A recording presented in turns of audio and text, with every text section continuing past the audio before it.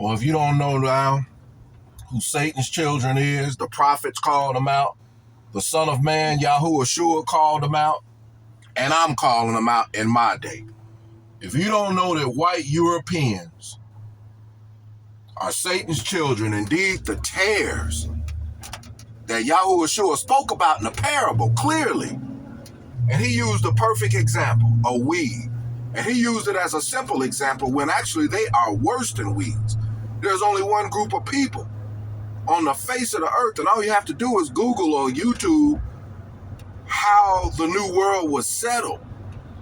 Portugal, Spain, France, Germany, England, the Dutch, the things they did in Africa, pillaged the land, raped the women, mutilated them, experimented on them, chopped off hands, chopped off heads, did all kind of heinous things for amusement, brought diseases, bestiality, homosexuality to every continent. Those are the four horsemen spoken about in Revelation. It ain't nothing that's finna happen. It's something that's been happening for thousands of years. A horse represents a spirit, and its rider is the one behind the spirit. The first horse represents who the actual rider is.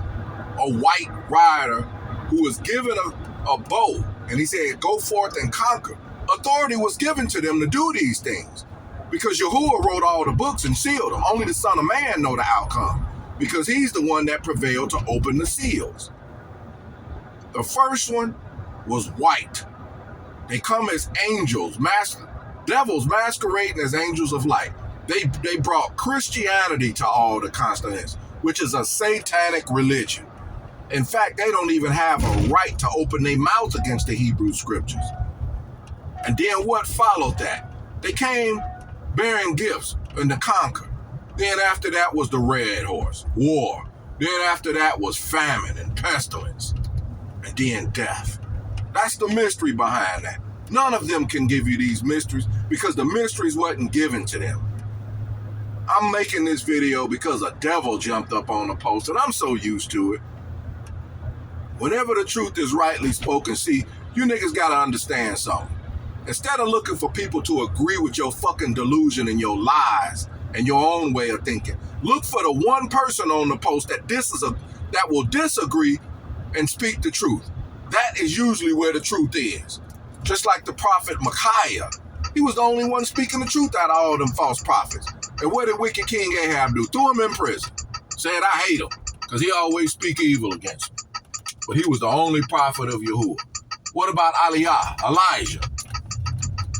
What did wicked King Ahab saw when he met Elijah in the wilderness? He said, are you the one that causing trouble in Israel?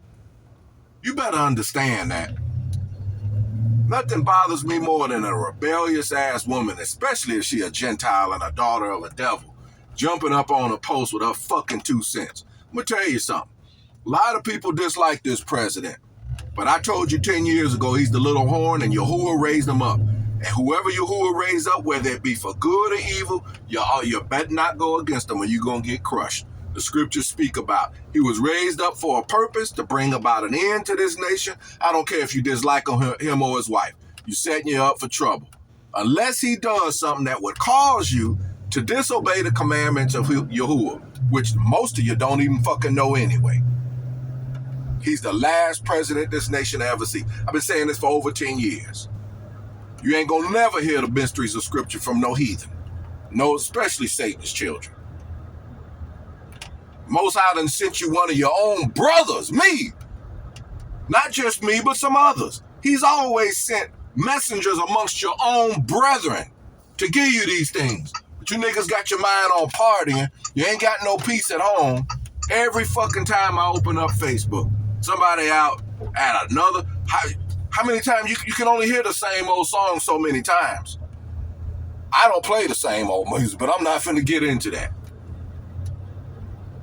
The shit is old.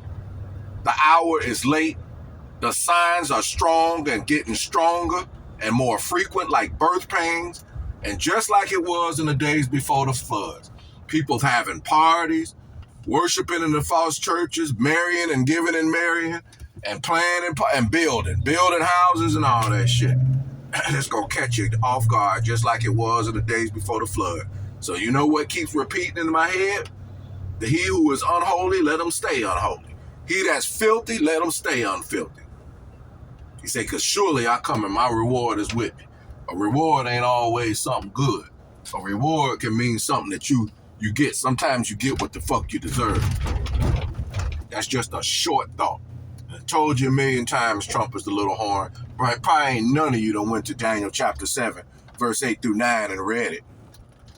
You don't believe me? It ain't me. It's Yahuwah's words at the mouth of the prophet Daniel.